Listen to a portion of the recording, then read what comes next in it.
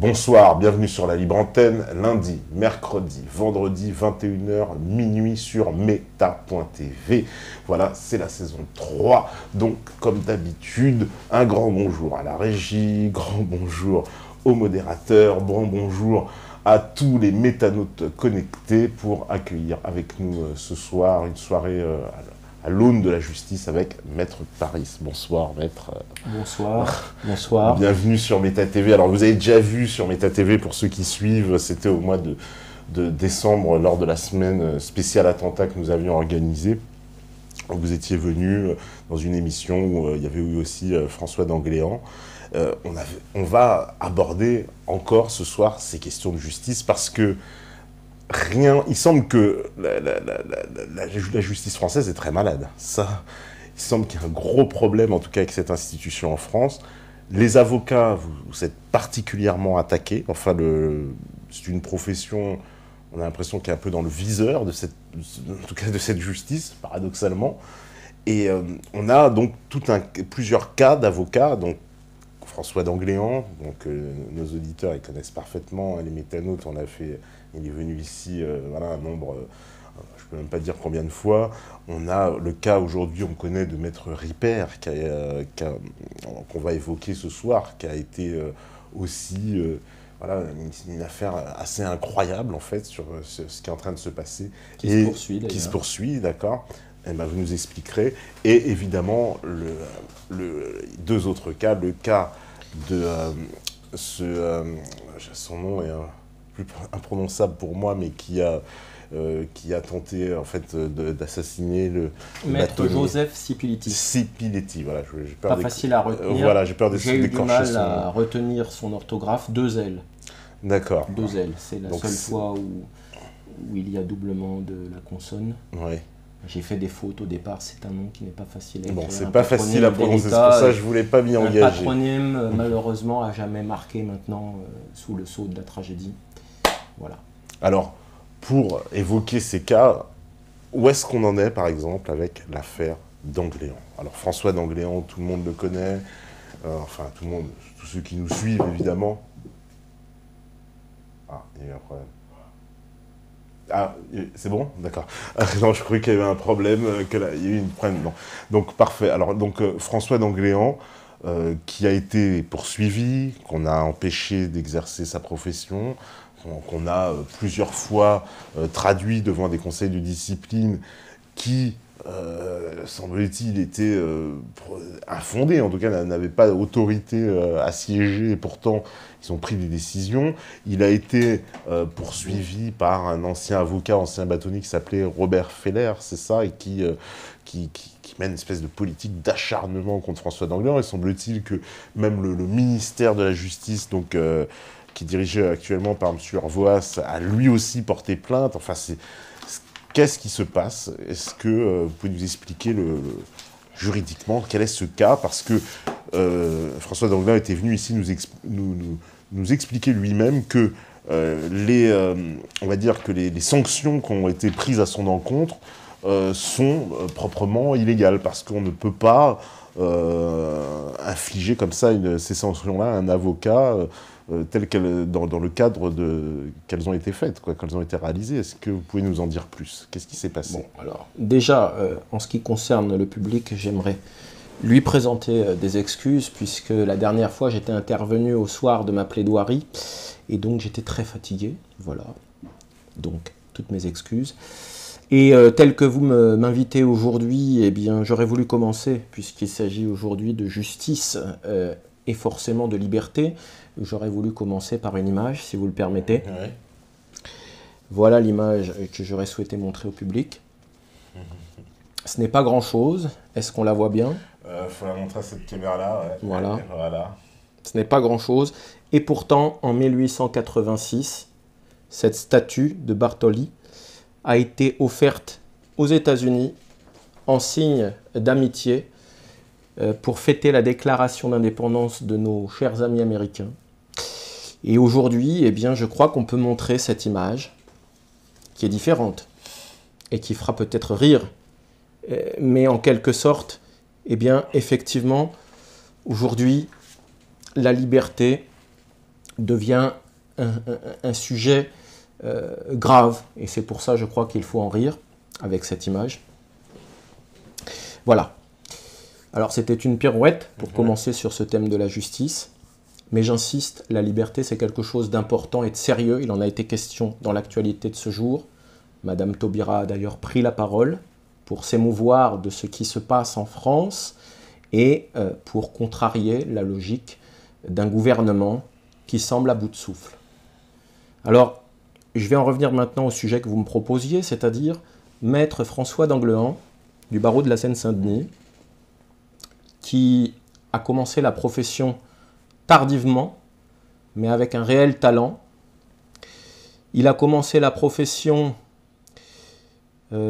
sauf erreur de ma part, ça devait être dans les années 2005, 2006, 2007, de sorte que très rapidement, il va se retrouver en procédure disciplinaire avec une décision, sauf erreur de ma part, qui daterait du 24 novembre 2008. Or, à l'époque, il faut savoir que je faisais moi-même des démarches pour m'inscrire au barreau de la Seine-Saint-Denis. Comme le monde est petit, alors ce détail peut paraître complètement personnel et hors sujet, sauf que c'est le nœud du problème. C'est le nœud du problème et je vais vous faire une révélation ce soir. Je dispose de la preuve absolue que l'autorité du bâtonnier de l'époque était quelqu'un de malhonnête. Alors on pourrait me poursuivre pour diffamation. J'invite d'ailleurs la personne à me poursuivre, je m'en défendrai, preuve à l'appui.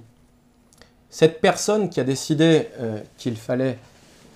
cette personne qui a participé à l'époque à la mise en cause de Maître d'Anglehan, m'a notamment fait des propositions frauduleuses pour protéger un de ses confrères. Et j'ai la preuve de tout ce que je dis. Proposition frauduleuse. Proposition frauduleuse, c'est-à-dire qu'à l'époque, je cherchais une collaboration.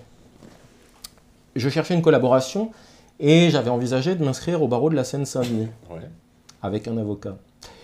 Et cet avocat a abusé de mon travail, il faut le dire. Il ne m'a pas déclaré. J'étais dans une situation délicate, donc effectivement c'est difficile d'obtenir une collaboration. Et dans ces conditions, eh bien, on se retrouve un petit peu emporté par une logique qui nous dépasse. C'est-à-dire qu'on est dans la logique qui aujourd'hui fait débat en France, la logique d'un déséquilibre de pouvoir entre l'employeur et celui qui cherche un travail, le salarié ou l'avocat collaborateur en l'occurrence.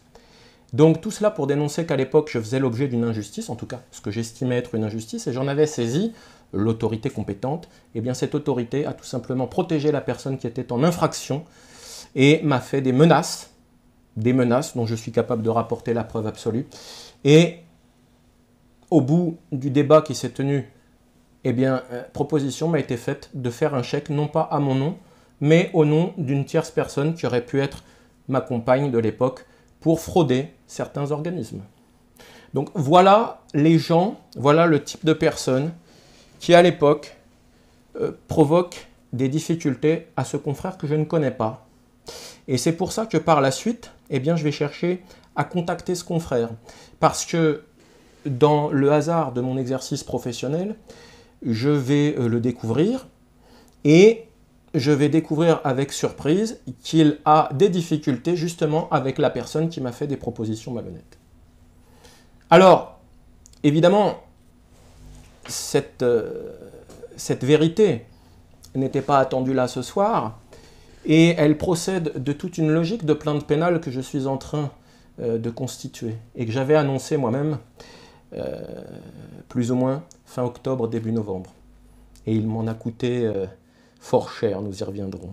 Alors maintenant, je vais revenir sur le cas plus précis de Maître d'Anglehan, mais je tenais, pour ceux qui s'interrogent, parce que c'est vrai que Maître d'Anglehan, alors d'un côté, c'est un avocat très technique, très compétent, je dirais pas un artiste, mais en tout cas un technicien très pointu dans son domaine. Et dès le départ, quand il est rentré dans la profession, il semblerait qu'il ait un petit peu contrarié certaines logiques ronronnantes, de sorte que des confrères ont éprouvé plus ou moins le besoin de s'en plaindre, en sachant que je tiens pour la personne qui m'avait menacé à l'époque, de sa bouche, que dans la profession, eh bien, on ne veut pas d'avocats qui font des procès.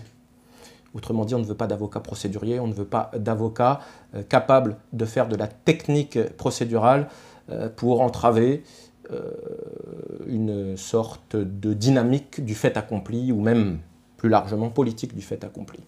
Donc effectivement, Maître d'Anglehan se met parfois en colère, et je crois que dans son combat depuis des années, c'est ce qui a pu lui porter préjudice, c'est ce qui aujourd'hui peut inciter un homme de raison comme notre ministre de la Justice et garde des Sceaux, qui a décidé de porter plainte contre Maître d'Anglehan. Mais je pense que cette plainte suivait une logique honnête. Voilà, je pense qu'effectivement, sous un certain regard, eh bien, on ne peut qu'être surpris par la dynamique très combative d'un avocat tel que Maître François d'Anglehan, et pourtant, cette dynamique procède d'une profonde sincérité et d'une grande humanité. Je tiens à en témoigner. Maître d'Anglehan est un être humain d'exception, et je crois qu'il faut soutenir ce genre d'avocat, je crois qu'il faut le secourir. Et après, sur les débats techniques, il vous en a entretenu en long, en large et en travers. Il maîtrise tout cela mieux que quiconque.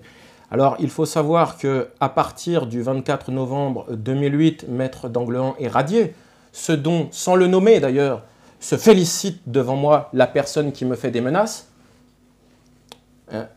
Ça consiste à donner un exemple sans le nommer, mais en le décrivant. Il y en a un qui s'est cru victime. Il était peut-être victime au départ, après tout, c'est à peu près les mots. Et à la fin, la personne me dit eh bien, aujourd'hui, il est radié.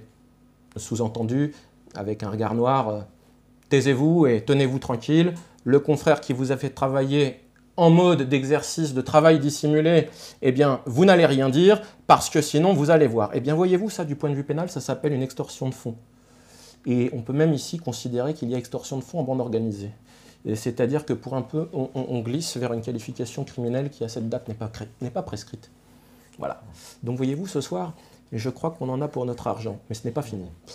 Voilà, donc, voilà le genre de personnes qui cherchent à nuire à un avocat tel que d'Anglehan. Et pourquoi? Eh bien, parce que d'Anglehan a osé remettre au goût du jour des logiques un petit peu oubliées, telles que la récusation. Non, il ne faut pas tomber dans la caricature. La récusation. Alors voilà, Maître d'Anglehan a bénéficié du surnom de récusateur. Au même titre que Dupond-Moretti, notre excellent confrère, bénéficie du surnom d'acquittator. Acquittator, ouais. Voilà. Et moi, bien, ce soir, j'aimerais me revendiquer du surnom de réformator, car je sollicite un tas de réformes. Et j'espère en obtenir quelques-unes. Voilà. Non, mais bon, en tout cas, je tiens à témoigner de la vérité du combat de Maître d'Anglehan. Voilà. Je ne serais pas venu en aide d'un confrère s'il n'y avait pas un fond de légitimité dans son combat. Mais comment est-ce que ça se fait que la justice proprement dite, puisqu'on a des magistrats, des juges, quand même, qui sont censés être des professionnels aguerris, qui peuvent laisser passer sur des cas comme ça des erreurs qui, comme François d'Anglehan l'expliquait, qui sont assez grotesques. Il n'y a pas le nombre de personnes dans le quorum, un président pas nommé, etc. Il suffit d'une maladresse de l'avocat, parce que nous sommes régis par des principes tels que le principe d'humanité, de probité, de désintéressement, toutes sortes de grands mots qui peuvent inclure ce que l'on veut finalement en sémantique. Que mettez-vous dans l'humanité? Que mettez-vous dans la probité? Tout cela procède d'une jurisprudence très élastique. Et finalement, eh bien, c'est un petit peu comme Goebbels qui disait « Wer Jude ist, bestimme ich ». En allemand, ça veut dire « c'est moi qui décide qui est juif ou bien qui ne l'est pas ». Vous voyez, on est dans l'arbitraire. Hein, c'est-à-dire qu'on affiche quelque chose qui procède d'une logique objective, mais en réalité, derrière, eh bien, ce n'est que pour mieux s'octroyer une logique parfaitement arbitraire. Et j'ose penser ici qu'il y a peut-être un peu de cela par rapport aux mises en cause à l'encontre de Maître François d'Anglehan. Pourquoi? Parce que c'est très facile de pousser à bout un homme ou un professionnel et de le pousser à la faute. Je ne dis pas qu'il a commis des fautes, je dis juste que c'est très facile de pousser un homme vers ses limites. Et donc, sans que l'homme commette des fautes, il va peut-être commettre la maladresse de parler publiquement avec une forme d'énervement ou d'agacement, peut-être même une forme d'impolitesse. Et vos contradicteurs vont s'emparer de ce grief pour vous discréditer. Parce qu'aujourd'hui, il y a une grande force dans les médias.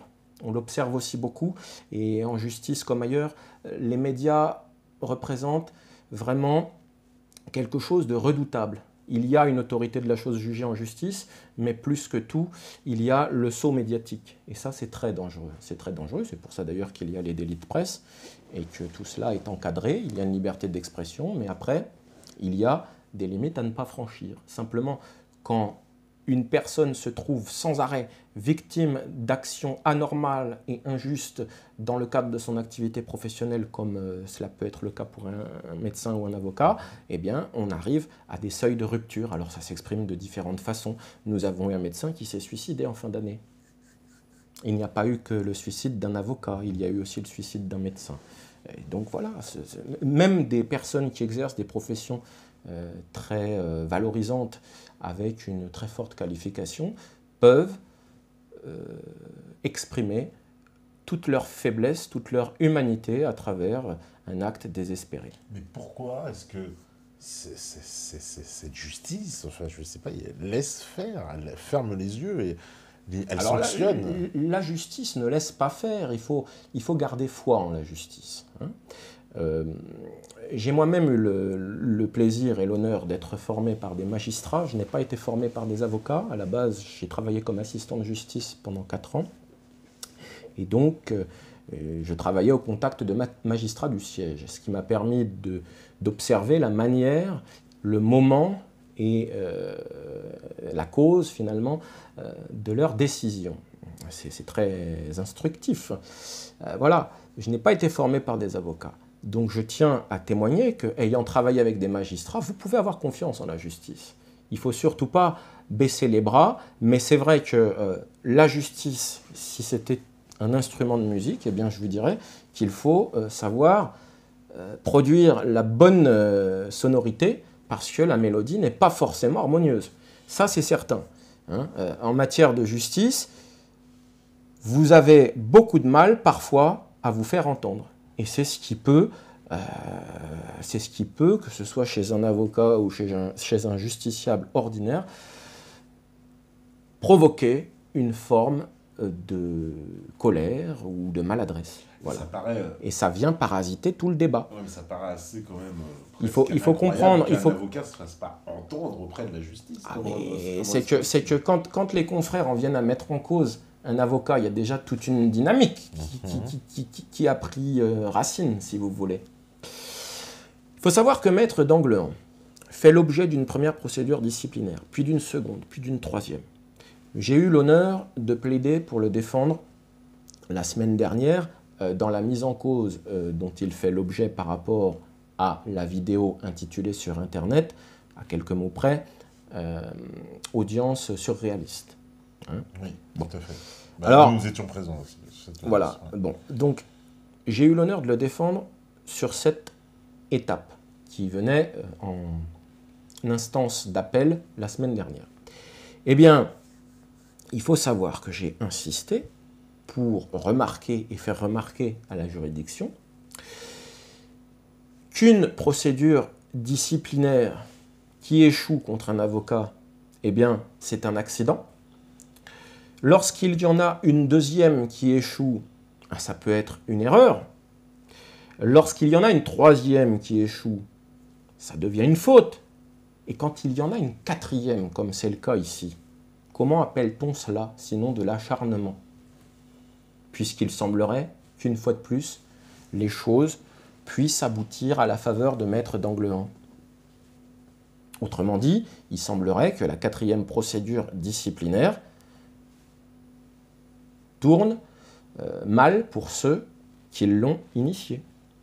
C'est ce que je veux dire. Donc à ce stade-là, si nous avons un confrère comme Maître Danglehan qui sait très bien se défendre, qui a des résultats et qui sait même très bien se défendre contre les confrères qui cherchent à le mettre en cause avec le relais de certains témoignages ou même de certaines pièces plus ou moins discutables, eh bien à ce stade-là, il faut constater quand même qu'il se pose effectivement un problème, un grand point d'interrogation. Je ne vais pas vous apporter de réponse parce que ça c'est à la justice de le faire. Mais en tout cas, j'ai fait observer à la justice qu'il y a une forme d'acharnement dès lors que plusieurs fois on échoue et qu'on y revient. Et la justice l'a entendu ou vous savez pas encore? Je pense que la justice l'a entendu parce que aujourd'hui, eh bien, Maître François d'Anglehan n'est plus seul. Au même titre que Maître Bernard Ripper n'est pas seul. Voilà. Il y a une logique qui est en train de se mettre en place. C'est difficile, c'est long, beaucoup de gens ont peur, et j'en veux pour illustration quelque chose de simple. Dans l'affaire dont je fais l'objet, eh bien, le principal témoin qui pouvait venir en ma faveur m'a envoyé un message écrit par SMS pour me signifier que cette personne, donc, qui me répond, puisque j'essaie de la contacter par rapport à la mise en cause pénale dont j'ai fait l'objet, j'essaie de la contacter pour voir si on pourrait un petit peu clarifier les choses par rapport à son témoignage, mais sans aucune pression et de manière totalement libre. Je me contente de la contacter, cette personne, en disant voilà, est-ce qu'on peut se voir pour parler? Eh bien, la personne me répond au bout de quelques messages, je ne veux pas de problème avec l'ordre. Voilà, donc quand vous en arrivez là, ça veut dire qu'il y a une omerta et un climat de terreur. Alors quand vous me demandez comment se peut-il qu'une logique négative vienne entraver un avocat, eh bien je crois que vous avez la réponse à travers ce que je viens de vous révéler. Effectivement, un grand nombre d'avocats ont peur. Et l'objectif aujourd'hui, eh bien, c'est de valider cette réalité. À travers l'affaire d'Anglehan, qui se situe à un niveau technique, parce que ce que l'on reproche à d'Anglehan, finalement, c'est d'être un technicien hors pair, un petit peu comme dans un sport. Vous avez des techniciens hors pair. Hein, je pense à McEnroe au tennis, je pense à Zidane ou à Maradona dans le football. Vous voyez, eh bien, d'Anglehan un petit peu ce trait de caractère exceptionnel, mais dans le domaine de l'avocature. Voilà, c'est un grand technicien sur les procédures, notamment en matière immobilière. Donc il a dérangé un système et puis il a été identifié comme peut-être étant un perturbateur, le pionnier, voilà le terme que je cherchais, le pionnier dans une nouvelle logique de défense.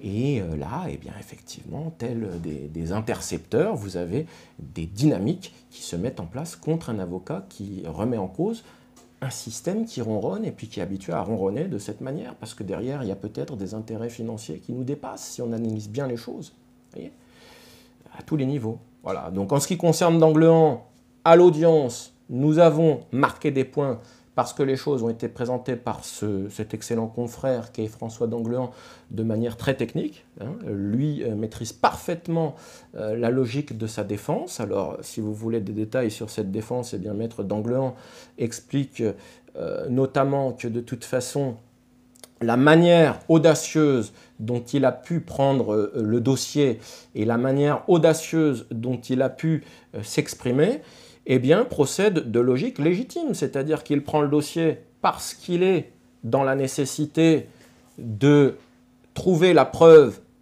qu'un crime risque et peut-être même en train de se commettre à son encontre, s'agissant d'une décision qui n'a pas lieu d'être, en tout cas que les gens ne peuvent pas prendre, puisque selon lui, il n'aurait pas qualité pour le faire.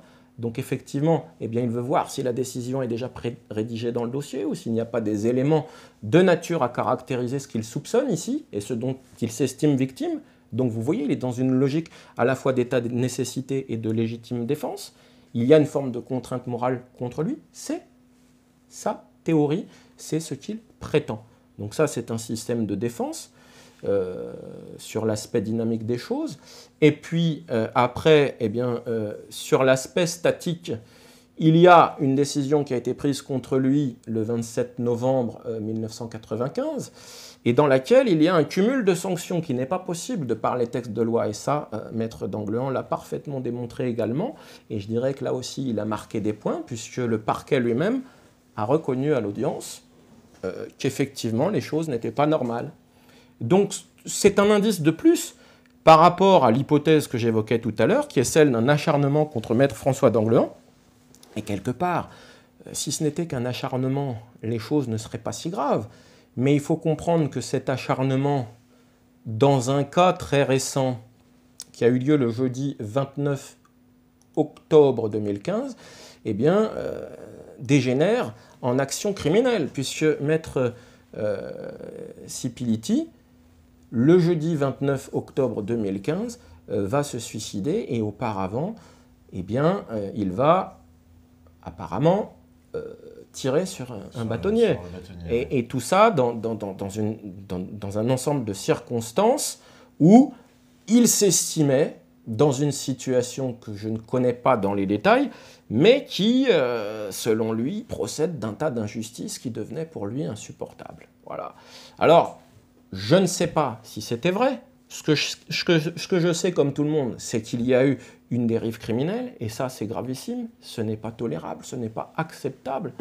Et il faut absolument chercher pourquoi. Et puis, quand on aura compris pourquoi, eh bien, il faut trouver des méthodes pour que cela n'arrive pas et que cela n'arrive plus, parce que ce n'est pas normal. Mais ce que je constate à travers le cas d'Anglehan et à travers d'autres cas que je connais, comme le mien ou celui de Ripper, eh bien, c'est qu'il y a des choses qui se cumulent. Il peut y avoir une erreur, il peut y avoir une faute, mais au-delà, ce cumul n'est pas tolérable et n'est pas acceptable. Parce que concrètement, par exemple, dans l'affaire qui concerne François, il est poursuivi pour avoir volé le dossier, c'est ça? Alors, il est poursuivi, je ne vais pas me faire ici le parquetier de cette émission. Il est poursuivi parce que, tel qu'il s'est présenté à l'audience soi-disant disciplinaire, eh bien, il est accusé d'avoir fait des pressions sur un avocat et d'avoir volé un dossier. Voilà, il fallait trouver des qualifications. La loi pénale est d'interprétation stricte, c'est-à-dire que les infractions ne vont être reconnues que de manière restrictive. La justice va interpréter les choses de manière à limiter au maximum le nombre des condamnations pénales, parce qu'une condamnation pénale, c'est grave, alors ça, c'est vrai. Mais bizarrement, dans certains cas, on élargit complètement la qualification pénale. Et c'est ce que prétend d'Anglehan dans son cas. Maître d'Anglehan estime qu'il n'a pas volé de dossier, et il s'en explique fort bien d'ailleurs, puisqu'il fait remarquer, par exemple, que ce dossier n'appartient à personne. Or, le vol peut ici paraître surprenant s'agissant d'un dossier qui n'appartient à personne d'autre que lui, puisque c'est lui qui a donné les éléments de ce dossier. Par exemple, vous voyez le genre de raisonnement surprenant auquel on arrive ici. Mais qui l'a vraiment en face? C'est l'ordre des avocats qui poursuit ou c'est c'est la personne qui, ce jour-là, était présente. D'accord, le fameux président du Haut Conseil de discipline. Et donc, qui se dit victime de pression et victime d'un vol de dossier. Mais en réalité, tout cela se discute. Et pour ma part, ce que je veux apporter ici comme élément très important, c'est qu'au-delà de ce débat technique, j'insiste et je reviens à ce que je vous disais tout à l'heure, il y a un climat. Il y a un climat sur lequel Maître François d'Anglehan n'osera pas s'exprimer. Parce que pour s'exprimer sur un tel climat, il faut vraiment avoir foi en la justice.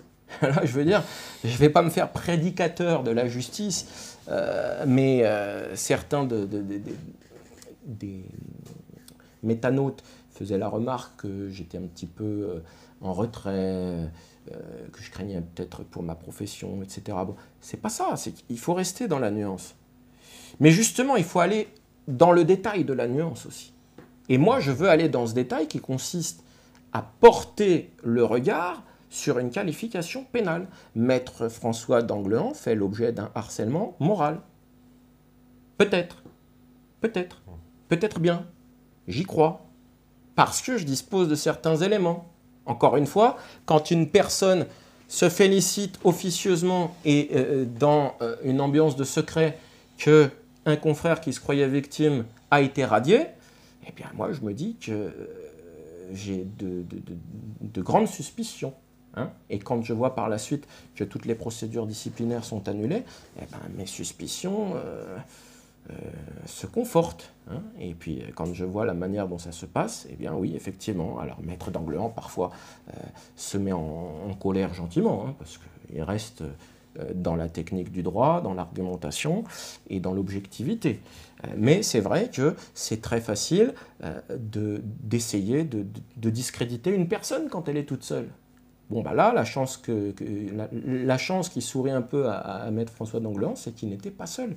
Il avait des avocats autour de lui, dont moi-même, et nous avons plaidé sa cause, et j'espère que le 27 juin, nous aurons une décision qui pourrait être en sa faveur, au moins provisoirement. Pourquoi ?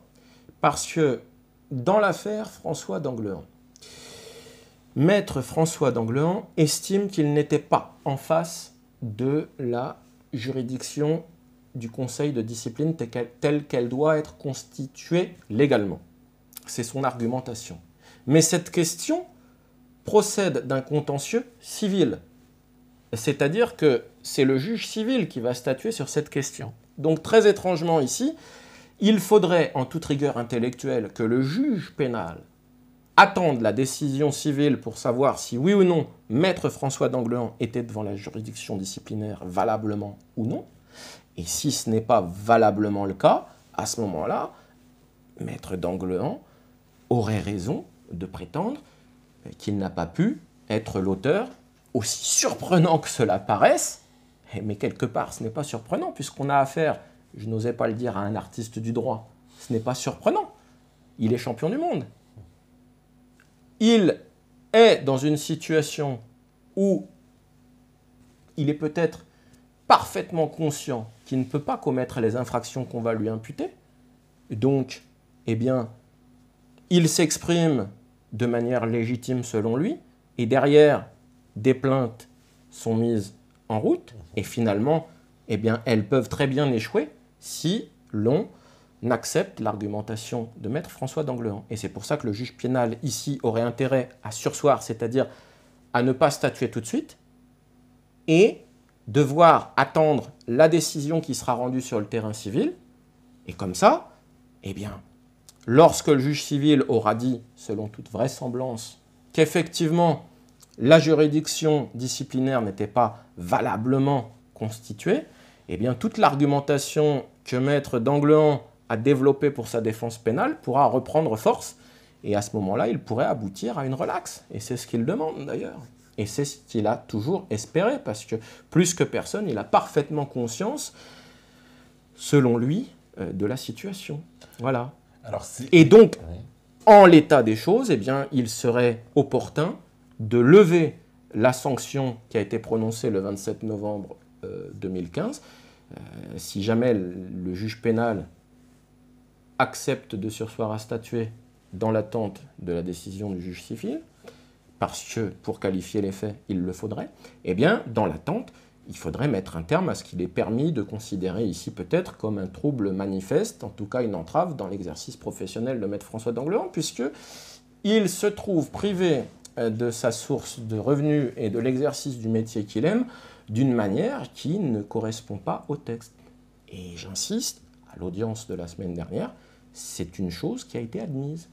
Oui. Voilà. Alors, sur le climat, je vous disais, il y a un climat qui est dérangeant. J'aimerais y revenir, parce que là, c'est intéressant, et puis c'est moins technique. Durant cette audience, nous avons eu une présidente de juridiction qui a posé la question dès le départ, et j'aimerais que le public écoute bien la question. C'était à peu près cela. Maître François d'Anglean, croyez-vous que vous soyez réellement victime d'un complot? Croyez-vous que vraiment on a décidé de mal constituer une juridiction en se disant tiens, on va sanctionner voilà. Et donc, vous voyez le climat, c'est je te prends pas pour un imbécile, je fais mieux que ça, je vais essayer de te faire passer publiquement pour un déséquilibré. Voilà la stratégie. Or, il faut savoir que cette stratégie, eh bien, elle est redoutable. C'est un petit peu celle qui a été mise en cause contre Maître Bernard Ripert à Grenoble, puisqu'il se retrouvait à l'asile. À l'asile, enfin, à l'asile. Hospitalisation d'office en hôpital psychiatrique. Hein. Bon, il en est très vite sorti. Moi-même, il faut savoir qu'il en avait été question. Je le dis sans honte. Je le dis sans honte, d'autant plus que dans le cadre de ma garde à vue, eh bien, j'ai fait l'objet d'une expertise psychiatrique. Et aux grandes dames des personnes qui espéraient me faire passer pour fou et même dangereux, eh bien, l'expert psychiatre n'a pu que constater que je pouvais repartir et que je n'étais dangereux ni pour moi-même, ni pour autrui, ni pour personne. Voilà. Voilà. Mais vous voyez, le climat, la méthode, eh bien, c'est toujours la même. Hein. C'est la publicité des rasoirs à 3 lames. La première lame, c'est la procédure du barreau. Hein. On va dire procédure d'omission ou procédure de radiation, en tout cas procédure pseudo-disciplinaire, voire procédure disciplinaire. Les autorités du barreau viennent provoquer des difficultés dans l'exercice professionnel de l'avocat. C'est la première lame. La deuxième lame, si ça ne marche pas, c'est de venir avec une procédure pénale pour accuser l'avocat de certaines infractions. Et comme ça, on peut le suspendre, c'est ça? La conséquence, une fois que vous êtes définitivement condamné, que voulez-vous? Eh bien, on vient vous dire, voilà, vous avez porté atteinte à la profession à travers un manque d'honneur ou un manque de probité, voire les deux. Enfin voilà, votre compte est bon. Hein? Et puis la troisième méthode, alors là, c'est le sceau de l'infamie, c'est mais Maître Paris, c'est un fou dangereux, Maître Bernard Ripert est un fou dangereux, Maître Danglehan se croit victime d'un complot. Voilà, c'est toujours la même méthode. Et c'est tellement manifeste que ça en devient grossier, caricatural et grotesque.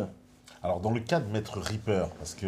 Attendez, j'ai pas fini sur le cas d'Anglehan. Quand j'ai fait observer ça à Madame la Présidente, eh bien, ça a fait basculer le climat dans la salle. Parce que j'ai tout de suite embrayé sur le schéma de la sémantique, sur les modes sémantiques. Vous savez qu'aujourd'hui, si vous observez les médias, on vous lance des modes à travers des expressions toutes faites qui sont très étudiées, très opportunes. Il ne faut pas se prendre la tête. Voilà une expression qui a été mise à la mode au milieu des années 90. C'était tout simplement pour mettre à la mode une logique qui consiste à ne pas se fatiguer à se poser de questions. Voilà. On vous crée ça. C'est comme des refrains en musique. On étudie, on fait des refrains. On trouve des formules qui vont être mélodieuses et qui vont rester dans l'esprit des gens. Eh bien, dans la sémantique de ce registre de manipulation des masses, il faut bien observer tout cela. Il ne faut pas se prendre la tête. Vous avez une autre expression qui est venue conforter cette incitation à ne pas réfléchir, à ne pas se poser de questions, à ne pas accepter le débat contradictoire. C'est l'expression « point barre ». Ça veut tout dire et rien dire, sauf qu'il y a un tas de gens qui se trouvent malins à s'exprimer de la sorte. C'est une forme de violence pour interrompre une discussion qui devient un petit peu délicate pour vous. Eh bien, vous dites c'est comme ça, point barre. Et qu'est-ce qu'il y a derrière le point barre? Un coup de poing? Un coup de pied? Un coup de fusil? C'est l'expression d'une forme de violence, en tout cas d'intolérance dans la discussion. Et tout ça se met en place. Pareil, le mot complot qui a été employé ici, eh bien, il procède de cette même méthode, de devancer une dynamique qui gêne certaines personnes importantes et influentes dans l'exercice du pouvoir. On colle une expression afin de discréditer cette dynamique, d'où l'expression théorie du complot. On a inventé cela entre guillemets, parce que maintenant, eh bien, dès que quelqu'un devient un peu gênant et vient vous argumenter des choses dérangeantes, eh bien, on va vous dire, mais oui, mais c'est encore un de ces relais de la théorie du complot. Mais moi, je ne suis pas le relais de la théorie du complot. Hein. Je n'ai pas dans l'esprit comme croyance qu'il y aurait des extraterrestres ou bien des sectes ou autre chose qui auraient fomenté un complot contre quiconque. Hein. Simplement, en matière de justice, eh bien, il y a une première question qui se pose toujours, la question de la vérité. Et ça, c'est une question déjà énorme pour un avocat. Établir certaines vérités et permettre à la justice de trancher et de rétablir une version de la vérité qui va avoir le sceau de l'autorité judiciaire. Hein. Et puis, sur ces bases-là, prendre une décision en fonction des lois qui sont applicables. C'est là le travail de l'avocat et le défi de la justice. Un travail de vérité. Et donc, quelle est la vérité en ce qui concerne l'affaire de François d'Anglehan? Eh bien, la vérité, c'est que peut-être, ça fait l'objet du débat judiciaire ici, mais peut-être qu'effectivement, eh bien, les personnes qui se prétendaient sous certaines qualités au moment des faits n'avaient pas cette qualité que François d'Anglehan conteste, et à ce moment-là, eh bien, tout est remis en cause. Et donc, on ne peut que saluer à ce moment-là la maîtrise technique de cet avocat, fort éprouvé depuis des années. Et ça, il faut le lui accorder aussi. Pour bien comprendre, en fait, ce conseil de discipline qui a siégé, en fait, n'avait pas la qualité de conseil de discipline. Je ne dis pas qu'il l'avait ou qu'il ne l'avait pas. À la justice de Je dis que quoi. C'est une question qui se pose. Et que maître François d'Anglehan pose mieux que quiconque avec un grand talent. Voilà. Alors, je vais encore être accusé de beauté en touche, mais moi, je ne suis pas juge ici ce soir. Je suis témoin, je suis avocat et je suis justiciable. C'est déjà pas mal. Donc, je n'ai pas à trancher la question. Et si jamais je l'ai fait par maladresse, eh bien, je me rattrape tout de suite. Parce que c'est vrai que des fois, dans le propos, on affirme les choses sans faire attention. Mais je n'affirme pas les choses. Je dis que les questions se posent en ces termes. Voilà. Les questions se posent en ces termes. Et je ne supporte pas trop de voir sur Internet, mieux qu'ailleurs, des gens porter le discrédit contre un avocat tel que maître François d'Anglehan. J'ai quand même vu sur des blogs d'avocats des gens qui ne connaissent pas maître François d'Anglehan se féliciter, dire que la dernière fois, je vous assure que c'est écrit sur certaines pages Internet, la dernière fois on avait ouvert 2 bouteilles de champagne pour rien. Alors j'aimerais savoir pourquoi il y a des gens, s'ils me regardent ce soir, écrivez-moi, expliquez-moi pourquoi vous félicitez-vous qu'un avocat tel que maître François d'Anglehan soit éventuellement radié. Je voudrais savoir quel plaisir ça vous procure et quel bénéfice vous allez en tirer. Parce que concrètement, c'est quand même quelqu'un qui est allé 2 fois devant le Conseil constitutionnel, en sachant que la procédure qui permet de faire ça, elle a été créée en 2010. Donc, voyez le talent du personnage quand même.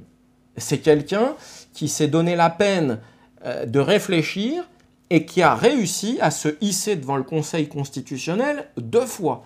Moi, du point de vue sportif, je dirais que c'est à l'humble niveau d'un avocat, c'est un petit peu comme un footballeur qui arriverait à aller 2 fois en finale de Coupe du Monde. Vous voyez, à notre humble niveau, un avocat, un simple avocat qui n'est pas avocat devant la Cour de cassation en plus, vous voyez, un simple avocat qui arrive à se hisser devant le Conseil constitutionnel par la seule force de son talent et de ses écritures, en demande, pas en intervention, eh bien, je dis chapeau.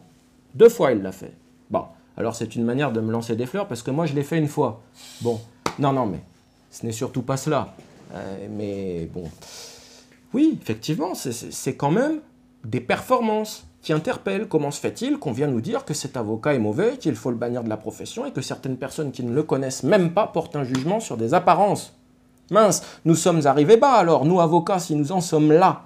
Ça s'appelle un procès de sorcellerie. Faut-il aujourd'hui, en France, qu'il y ait ce spectacle qui consiste à prendre une personne, à s'acharner dessus, et puis à en faire un coupable et à le condamner?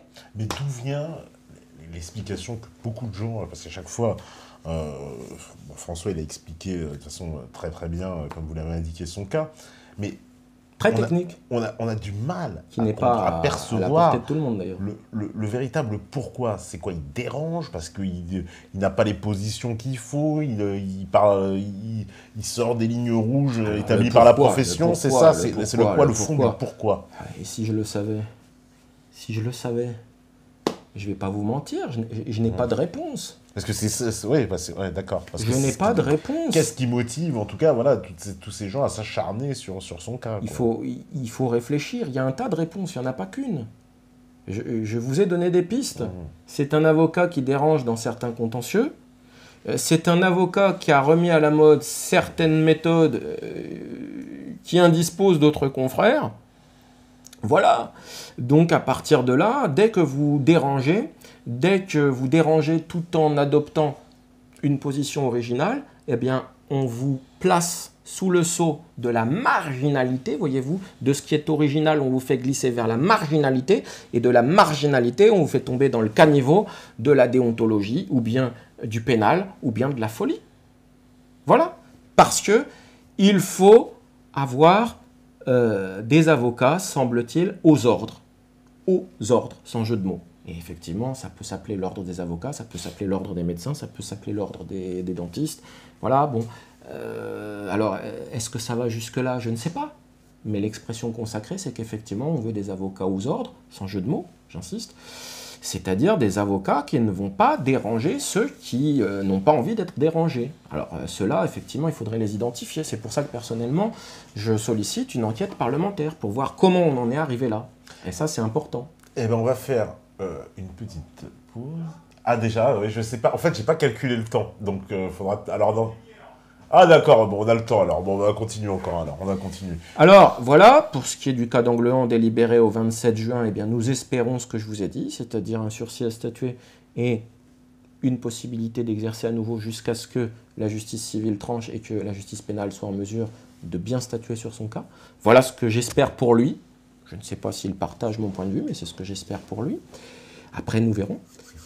En ce qui concerne Maître Bernard Ripert, un cas encore plus surprenant, je dirais, puisque, alors à ce titre, je préviens tout de suite que j'ai publié en début de semaine une vidéo sur Internet que les métanautes peuvent trouver facilement. Hein. Et donc, je vais revenir un petit peu dans les termes de cette vidéo ici ce soir sur le cas Ripert. Le cas Ripert, c'est surprenant parce que, d'abord, eh bien, c'est un avocat en fin de carrière, qui a une longue carrière derrière lui. Contrairement à moi ou à Maître François d'Anglehan, Maître Bernard Ripert a une très longue carrière derrière lui. Quand je dis très longue, c'est plusieurs décennies de carrière. Bon, premier point. Et deuxième point, ce n'est pas seulement un avocat qui a du kilométrage, c'est un avocat qui est qualifié de ténor du barreau. Qui décide de cette qualification? Les médias, les journalistes? Oui. Peu importe, en tout cas... C'est un peu les avocats stars, quoi. En tout cas, tout le monde n'obtient pas ce qualificatif.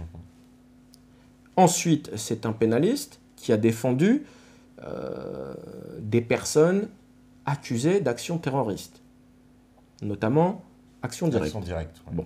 Connu pour ça. Donc, ce que je disais, c'est que dans le climat actuel de l'état d'urgence qui intervient parce qu'il y a une mobilisation contre le terrorisme, on est dans quelque chose qui pose question, d'emblée. Puisque nous sommes en face d'un paradoxe.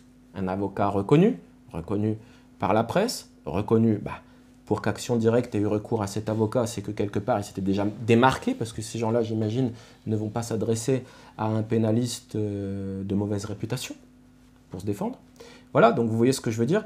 Il y a un paradoxe ici, puisque une personne de talent et de notoriété nationale se trouve mise en cause.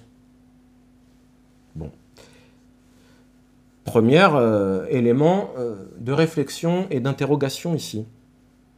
Deuxième élément d'interrogation, au-delà de ce contexte objectif, il y a un contexte plus subjectif. En début d'année, Maître Bernard Ripert avait fait un appel au secours. C'est-à-dire qu'il avait envoyé un message qui a été relayé par plusieurs avocats et qui est parvenu notamment sur ma boîte mail pour faire savoir qu'il se sentait en difficulté et victime d'une injustice. Donc ça aussi, c'est une circonstance surprenante.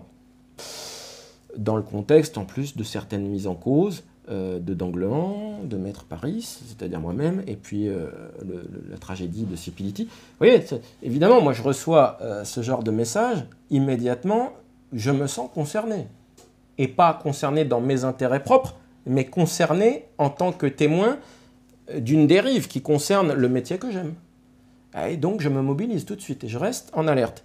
Et dans cet état d'alerte, qu'est-ce que je vois? Un homme, Maître Bernard Ripert, qui cherche du soutien, alors qu'un homme aussi important dans la profession cherche du soutien, forcément, c'est encore le paradoxe à mes yeux. Donc je suis très attentif. Et là, fin mai, eh bien, le 23, il est mis en garde à vue. Et puis très rapidement, il se retrouve hospitalisé d'office.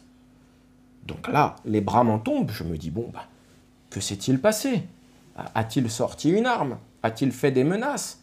A-t-il levé la main sur un magistrat? Je m'attends à tout. Parce que quand même, pour en arriver là, je m'attends à tout. Et qu'est-ce que je vais apprendre par la suite? Que c'est sur la base d'un regard perçu comme trop noir et comme menaçant qu'on a décidé de mettre en branle cette dynamique d'internement d'office. Alors là, En gros, excusez-moi, les bras m'en tombent. C'est-à-dire que, en gros, il a regardé le juge qui a estimé qu'il regardait mal et il lui a dit, bah vous allez finir à l'hôpital psychiatrique. Il a très bien expliqué ça à l'audience. Je caricature, vous caricaturez et il ne faut pas caricaturer. Ce que Maître Bernard Ripert a expliqué, non, sur des circonstances comme ça, il ne faut pas trop caricaturer, hein, parce que les gens dérivent vite. Maître Bernard Ripert a expliqué qu'il était allé au palais pour faire une démarche, voyez-vous.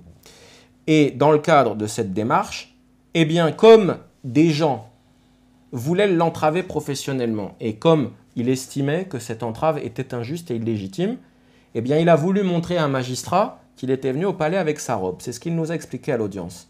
Et donc, il a regardé vers ce magistrat avec sa robe. C'est un petit peu une forme de provocation pour dire, vous voyez, moi je porte ma robe quand même, parce que j'estime que je suis victime d'une injustice. Voilà. Voilà ce qu'il a fait, et c'est ce qu'il explique. Et donc, dans cette démarche, il a regardé vers le magistrat. Comme il n'y voit pas très bien, ben effectivement, il a eu un regard qui avait une expression que le magistrat n'a peut-être pas comprise. Hein. Il faut se mettre à la place des gens, même si parfois ils prennent prétexte. Mais voilà, on a le droit d'emprisonner quelqu'un pour un regard? Alors, c'est pas ça. C'est qu'il y a un contexte de tension. Il faut comprendre que le métier d'avocat, c'est un métier que vous choisissez. C'est un métier, quel que soit l'avocat, en général, il est bien rare qu'un avocat ou une avocate en arrive là sans avoir envie d'en arriver là. Donc il y a un effort intellectuel, des études, et il y a une sorte d'amateurisme au sens noble du terme, c'est-à-dire l'avocat aime son métier, plus que tout.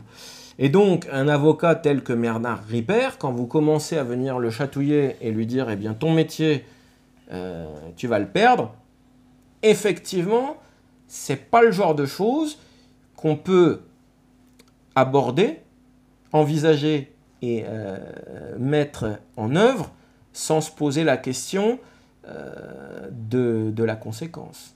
Toute action provoque une réaction. Et les gens qui mettent cela en branle se sentent peut-être tellement mal à l'aise que dans leur mal-être, ils imaginent que l'autre va être encore plus mal à l'aise qu'eux, je ne sais pas. Voyez-vous? Et c'est que je me regarde dans un miroir et si je me vois laid, j'imagine que l'autre se voit encore plus laid que moi. C'est un peu cela? Peut-être, je ne sais pas. Concrètement, ce que je veux dire, c'est que lorsque vous venez nuire à une personne d'une manière qui n'est pas propre, eh bien effectivement, c'est beaucoup plus délicat de l'assumer. Et donc après, eh bien, ça ne peut que déraper. Au moins sur le terrain psychologique. C'est-à-dire que la personne a peur de ce qui va se passer. Elle a peur d'avoir peur, elle a peur de son ombre. Pourquoi? Parce qu'elle sait que ce qu'elle a fait à l'autre n'est pas bien. Et quand on fait quelque chose de mal à une personne... Vous comprenez? Si vous portez préjudice à un voyou, le voyou, il a volé, il a braqué une banque, il sait qu'il a fait une bêtise. Il va assumer plus ou moins son acte. Il va se dire, c'est pas de chance. Vous voyez? Quelqu'un comme Antonio Ferrara, bon, je pense qu'il prend avec une certaine forme de philosophie son destin. Parce que, au même titre que Jacques Mérine, sont des gens qui ont choisi d'être des stars dans un domaine d'activité qui n'est pas anodin. Au même titre qu'un sportif qui fait de la Formule 1. Ce sont des destinées et qui peuvent vous emmener sur le rail de sécurité et au-delà. Mais l'avocat, ce n'est pas cela. Donc, quand on essaye d'emmener un avocat derrière le rail de sécurité, eh ben, se pose la question de savoir comment va réagir l'avocat. D'autant plus que, alors là, ils ont un prétexte formidable, avec l'affaire Sipiliti, eh bien maintenant, il y a la jurisprudence Sipiliti, c'est-à-dire que dès qu'on commence à chatouiller un petit peu injustement un avocat, à aller trop loin sur un avocat, eh ben, pour se protéger, on va l'assimiler, comme ça a été le cas contre moi, et comme ça semble avoir été le cas contre Bernard Ripert. Oh, il est peut-être dangereux pour lui-même, peut-être dangereux pour les autres, sans doute dangereux pour tout le monde. Donc, internons-le. Et sur ce motif, eh bien, un seul avis médical va suffire. Donc, qu'est-ce qu'on apprend à l'audience de la bouche de maître Bernard Ripper? Eh bien, qu'apparemment, la personne, le médecin psychiatre chargé de l'expertiser, lui aurait confié qu'elle subissait des pressions. Voilà, ça a été dit à l'audience publique. Ouais, parce que là, il y en a qui me disent même, mais interné pour un regard, c'est un sketch. On a beaucoup de mal à le croire. On pourrait en rire, d'ailleurs, il faut en rire. Hein. Je crois que c'était tout l'objet. Ce week-end, j'ai eu le plaisir et l'honneur d'aller recueillir pour maître Bernard Ripper la quenelle d'or. Parce que Dieudonné a estimé qu'il méritait la quenelle d'or. Donc, effectivement, c'est un sketch. Et nous en sommes convenus là-bas. Il faut aujourd'hui, plus que jamais, parvenir à rire de tout. Hein. Il y a des sujets trop graves, il faut savoir en rire. Mais après, au-delà du rire, eh bien, le rire procède d'une forme de défense psychologique. Mais il procède aussi d'une dérision de certaines vérités. Mais pour maître Ripper, une fois qu'il a été donc interné, ça a duré 48 heures, c'est ça? Alors, c'est ce qui est très rigolo dans cette affaire, si nous voulons en rire. Le lundi, il est jugé éventuellement dangereux pour tout le monde, pour lui-même ou pour les tiers, peu importe. Il est jugé dangereux, il faut l'interner, donc il est très malade. Et le mercredi soir, il sort. Donc 48 heures après, il sort. Donc déjà, rien que ça suffit en soi-même à discréditer complètement la démarche. Et et à accréditer ce que je prétends, c'est-à-dire qu'on est dans des circonstances de harcèlement. On vient le chercher chez lui, on l'emmène, c'est comment ça se passe exactement? Ça, écoutez, alors, de ce que je sache, ils sont venus le chercher le matin, ils lui ont mis les menottes. Ouais. Hein. J'y ai eu droit aussi. Hein. Ouais, bah vous expliquerez de toute façon. Ouais, non, mais ça, c'est marrant, c'est cette répétition de mauvais traitements. Mettre les menottes à un avocat. Voilà. Vous imaginez, c'est l'humiliation. Quand vous réfléchissez, pour les gens qui font ça, c'est jouissif. Mais bon, moi quand ils m'ont mis les menottes, j'avais les mains dans le dos avec les menottes, je me disais bon bah c'est pas grave, restons calmes parce que de toute façon je sais ce que j'ai dans mes valises et la vérité va sortir tôt ou tard. Lentement mais sûrement comme disait ma grand-mère. Hein. Donc on est venu le chercher. Voilà, 2 jours après, il est sorti parce que l'équipe, j'imagine que l'équipe médicale a estimé qu'il était parfaitement... Il a fallu que ses confrères se mobilisent, il a fallu que 2 médecins viennent donner un avis contraire pour dire cet homme-là n'est pas fou, il n'est pas dangereux. Et je peux vous garantir que pour l'avoir entendu plaider sa cause, un vrai marathon, eh bien, je me suis senti tout petit. Voilà, à l'âge que j'ai, je me suis dit, j'ai encore une sacrée marge de progression pour arriver à être aussi bon que cet avocat en plaidoirie. Voilà, c'est tout ce que j'en ai retenu. Et j'ai pas eu du tout l'impression d'avoir affaire à un fou ou à un écervelé ou quoi que ce soit d'autre. Hein, sauf un avocat de grand talent, effectivement un ténor du barreau, qui parle très bien, sans notes, et qui argumente très bien et qui avait préparé sa défense. Voilà, c'est tout ce qu'on peut lui reprocher ici, c'est de se défendre. J'ajoute que dans son cas, ce qu'il est important de faire observer, c'est qu'il avait été relaxé sur les griefs qui sont développés contre lui. C'est important, c'est-à-dire que maître Bernard Ripper, pour reprendre une chronologie un petit peu si vous voulez, au-delà de ces épisodes choquants, l'affaire commence bien avant, il va faire l'objet de plusieurs mises en cause, parce que comme François d'Anglehan, ce sont des étapes qui dérivent petit à petit, donc il y a cet acharnement. Alors on va dire, c'est parce que l'avocat commet des fautes. Bon. Ça se discute, il faut voir le dossier. Mais enfin, de ce que je vois aujourd'hui, c'est quand même suspect tout cela. Alors, il y a de l'acharnement. Première fois, il est suspendu pendant 1 an, je crois. Et puis, à la fin de cette suspension, à peine reprend-il le travail, qu'il se trouve déjà malmené par un directeur de centre de détention, à la suite d'un petit incident, c'est-à-dire que maître Bernard Ripper avait un téléphone dans sa sacoche, dans son cartable, il est rentré au centre de détention avec, et puis à une étape, on s'est aperçu qu'il avait son téléphone. C'était manifestement, comme il le prétend, un oubli sans conséquence, sauf que derrière, on va en faire un incident, on va lui écrire une lettre, le directeur va lui écrire une lettre, et puis là, effectivement, maître Ripper sort d'une année pénible, il se sent encore agressé, il se dit que ça recommence, il ne résiste pas à son tempérament, parce que pour être avocat, il faut du tempérament. Il écrit une lettre, au directeur du centre pénitentiaire pour lui demander s'il se croit encore en 1942 avec son surveillant minable. Voilà. Donc voilà le genre de propos dont on se saisit pour venir dire, ben voilà, cet avocat manque de courtoisie, par exemple. Vous voyez ? Et puis ben, le dossier s'alimente de ce genre de grief. Après, l'autre grief qui sert à mettre en cause dans la procédure disciplinaire actuellement pendante, puisque le délibéré de la cour d'appel tombe demain, à 14 h. Ça, c'est une information importante. Bon, eh bien... Pour cette affaire-là. Ouais, pour l'affaire de Maître Ripper. D'Anglehan, c'est le 27 juin, et Ripper, c'est demain, 23 juin, à 14 h.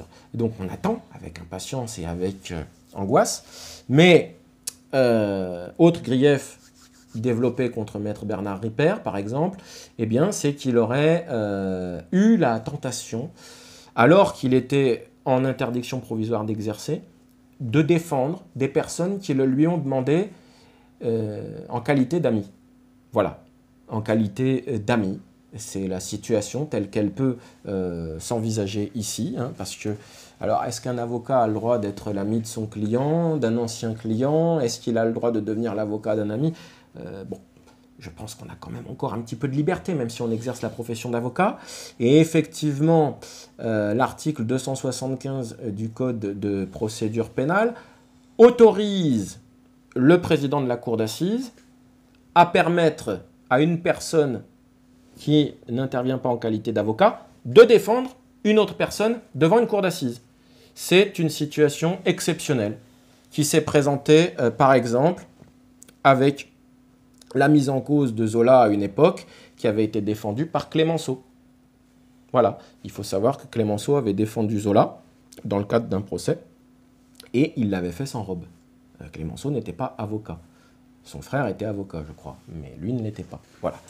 Donc, c'est dans cette hypothèse-là que se trouvait maître Bernard Ripper, et on vient lui reprocher, pour deux amis qui sollicitaient son intervention, parce qu'il ne faisait confiance qu'à M. Bernard Ripper pour les défendre, eh bien on vient lui reprocher une forme soi-disant d'exercice illégal de la profession, par exemple. Vous voyez le genre de grief. C'est-à-dire que c'est vrai que quand vous réfléchissez en tant que justiciable, vous vous dites, bon, ben, un avocat à qui on va venir chercher des poux, c'est un avocat qui a essayé de violer une cliente, c'est un avocat qui a tapé dans la caisse, c'est un avocat qui a fait défaut en écriture, peut-être. Vous voyez, des choses qui laissent penser que l'avocat est nuisible pour le justiciable, mais vraiment nuisible, hein, pas de manière artificielle.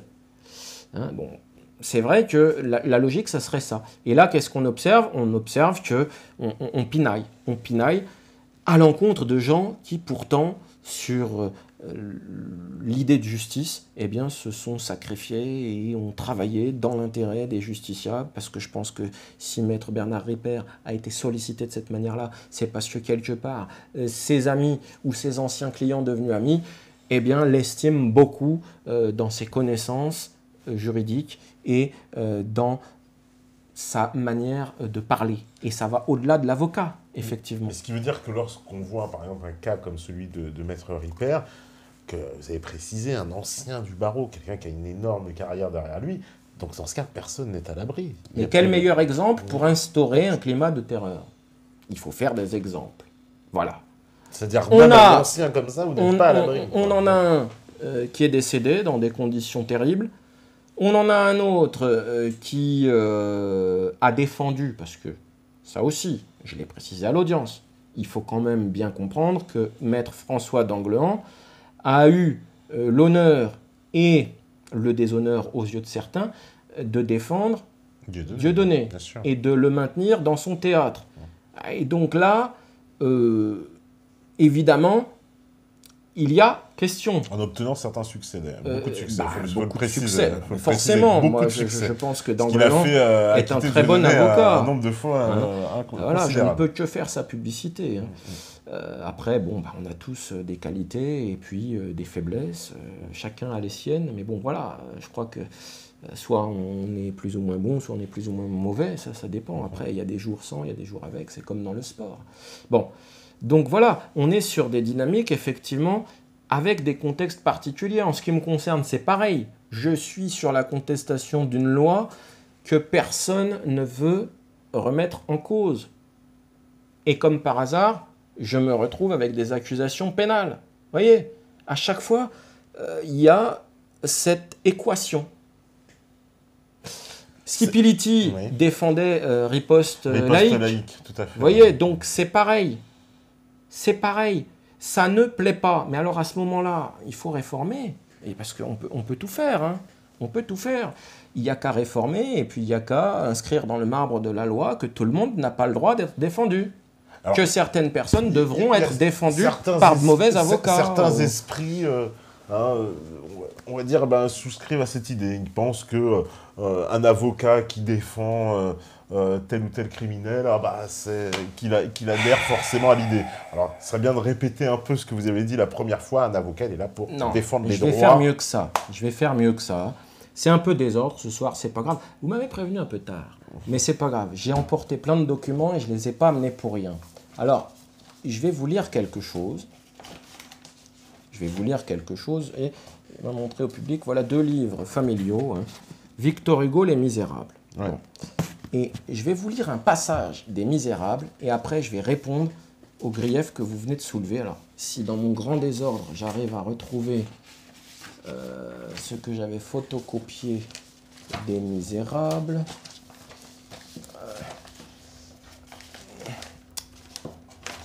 Attendez. Alors. C'est un passage que je vais introduire parce que je n'ai pas besoin de tout lire. C'est un passage, si vous voulez, lorsque Monseigneur Myriel se fait voler ses couverts d'argent, au début de l'histoire. Jean Valjean vient chez le curé, et puis Jean Valjean qui revient des galères, qui est le héros de ce roman de Victor Hugo, Les Misérables. Jean Valjean arrive des galères, Monseigneur Myriel lui offre le couvert, et par provocation, parce que Monseigneur Myriel, c'est un personnage complexe, que j'aime beaucoup, eh bien, il dit à sa bonne, il lui dit, vous allez sortir les couverts d'argent pour cet homme, c'est un honneur de le recevoir et tout. Alors, sa bonne s'interroge, elle comprend pas trop, et puis finalement, c'est une provocation, c'est que ce qu'espère le curé, je pense, dans l'esprit de Victor Hugo, c'est un vol. Et effectivement, dans la nuit au petit matin, que fait Jean Valjean? Il part avec les couverts d'argent. Malheureusement pour lui, un peu plus loin, c'est dommage que je ne retrouve pas ma feuille, mais bon, le public va rire, il va se dire, c'est pas farfelu celui-là. Bon, c'est pas grave. Donc, un peu plus loin, la gendarmerie l'interpelle, le trouve avec les couverts. Et c'est là que j'aurais voulu lire le passage, parce qu'il est merveilleux. Monseigneur Myriel, lorsqu'il voit Jean Valjean, eh bien, va faire mine de lui dire que effectivement, il a oublié, voilà, c'est ça, il a oublié ses couverts d'argent. Alors voilà, je vous lis le passage. À ce mot, Jean Valjean, qui était morne et semblait abattu, releva la tête d'un air stupéfait. « Monseigneur, murmura-t-il, ce n'est donc pas le curé. »« Silence !» dit un gendarme. « C'est Monseigneur l'évêque. » Cependant, Monseigneur Bienvenu s'était approché aussi vivement que son grand âge le lui permettait. « Ah, vous voilà !» s'écria-t-il en regardant Jean Valjean. « Je suis aise de vous voir. Eh bien, mais je vous avais donné les chandeliers aussi, qui sont en argent, comme le reste, et dont vous pourrez bien avoir 200 francs. Pourquoi ne les avez-vous pas emportés avec vos couverts ?» Jean Valjean ouvrit les yeux et regarda le vénérable évêque avec une expression qu'aucune langue humaine ne pourrait rendre. Alors, je vous passe un petit peu le développement et j'en arrive à la fin. Monseigneur Myriel, après cette étape où il va donner les chandeliers à Jean Valjean, au nez et à la barbe des gendarmes, va dire à Jean Valjean, en ces termes, « N'oubliez pas, n'oubliez jamais que vous m'avez promis d'employer cet argent à devenir honnête homme. » Jean Valjean, qui n'avait aucun souvenir d'avoir rien promis, resta interdit. L'évêque avait appuyé sur ces paroles en les prononçant. Il reprit avec une sorte de solennité, « Jean Valjean, mon frère, vous n'appartenez plus au mal, mais au bien. C'est votre âme que je vous achète. Je la retire aux pensées noires et à l'esprit de perdition, et je la donne à Dieu. Eh bien, voyez-vous, ça c'est ma culture, Victor Hugo, un humaniste. Et moi, je suis un homme de gauche. Au procès Bernard Ripper, des esprits bien pensants de gauche étaient ravis de me voir au soutien d'un de mes confrères en difficulté. Bernard Ripper, je crois pouvoir le qualifier aussi d'homme de gauche à sa façon. Il est connu pour des positions d'extrême gauche. Bon. Eh bien moi, on m'a qualifié d'extrême droite parce que je défends un homme d'extrême droite. Et vous savez ce que j'ai répondu aux gens quand ils se sont offusqués de savoir que celui qui venait soutenir ici Bernard Ripper avait défendu là-bas un individu accusé, entre guillemets, de négationnisme, en tout cas de révisionnisme. Eh bien les gens m'ont dit, comment pouvez-vous défendre un tel individu? Eh bien je leur ai dit que si je ne le faisais pas, je ne serais pas un véritable homme de gauche. Parce que la gauche, c'est ça, c'est Victor Hugo, c'est Monseigneur Myriel, qui, sur le chemin de l'homme, lui offre son cœur pour le salut de son propre cœur, du cœur de l'autre. C'est chrétien, ça, c'est plus que... C'est plus chrétien que de gauche, non? Eh bien, écoutez, vous qualifiez ça comme vous voulez.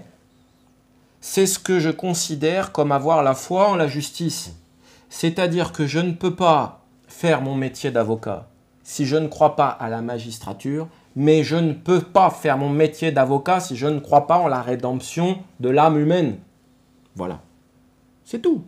Et donc, les gens qui viennent me reprocher de défendre un homme de gauche, un homme de droite, un homme du centre, ces gens-là vont retourner à leur pensée, ils vont réfléchir à ce que peut être un avocat, ils vont essayer de se mettre à la place d'un avocat, ils vont également essayer de se mettre à la place d'un sportif.